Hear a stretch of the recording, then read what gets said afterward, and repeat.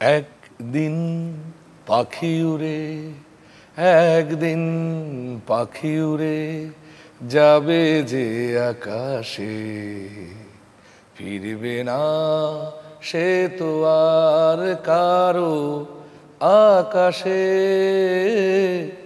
একদিন। জন্য যদি কোথাও রোমান্টিক কোনো জায়গায় যাওয়া হয়, যদি জানতে চাই, এবং আমি খুব ভালো করে জানি সাব্বির ভাই দারুণ গান পারে, তো আপুকে কোন গানটা শোনাবে?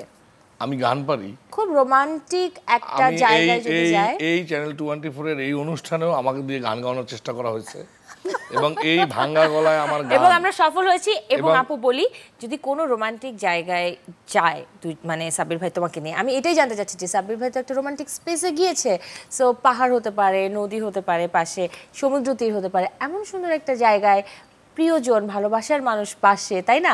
তো সেই মোমেন্টে কি গানটা শোনাতে ইচ্ছা করবে, একটু শুনি না। ইচ্ছা তো করে তখন অনেক কিছুই শোনাই দেয়, কিন্তু নিজে যেহেতু গাইতে পারি না সেজন্য গুনগুন করি, অথবা অল্প একটু গাওয়ার পরে তারপরে লা লা লা লা লা করতে করতে গান শেষ করে দিই। কারণ আমরা যারা অরিজিনালি সিঙ্গার না, আমরা হচ্ছি, আমার ধারণা চুমকিও একমত হবে, সেটা হচ্ছে যে আমরা হচ্ছে অর্ধেকটা পর্যন্ত গাই, তারপর হচ্ছে হয়তো মুখস্থ নাই, কিন্তু এটা আসলে একটু একটু মনের ভাব প্রকাশ করা আর কি। একটু শুনি না 2 লাইন প্লিজ। আরে কি রোমান্টিক গান, আমি তো ওরকমের এখনই আপুর দিকে তাকালেই মনে পড়বে, আমি জানি। মনে আছে কোনো গান?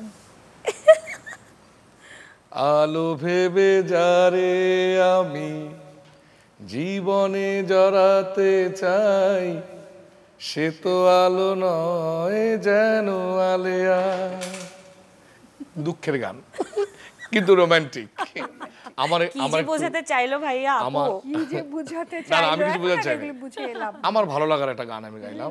এবং আমি তপন চৌধুরীর এই গানটা অনেক শুনেছি, কুমার বিশ্বজিতের এরকম অনেক গান শুনেছি। যেমন ধরো একটা কুমার বিশ্বজিৎ গান আমি অনেক আগে গেয়েছিলাম, কিন্তু এরকমের যে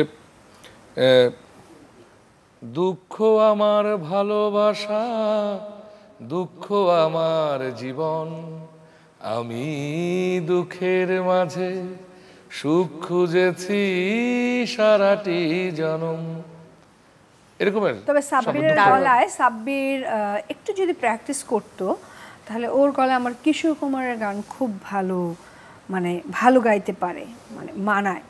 আরেকটা হচ্ছে এন্ড্রু কিশোরের গান, মানে যে কোনো গান।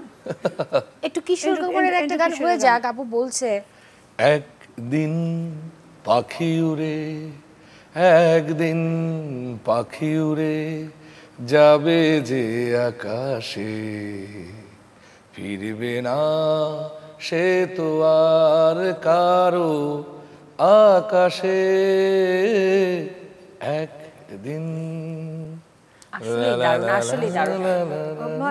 ভাইয়ার কণ্ঠটা ভরাট এবং দারুণ, এটাই কারণ হচ্ছে গানগুলো মানিয়ে যায়।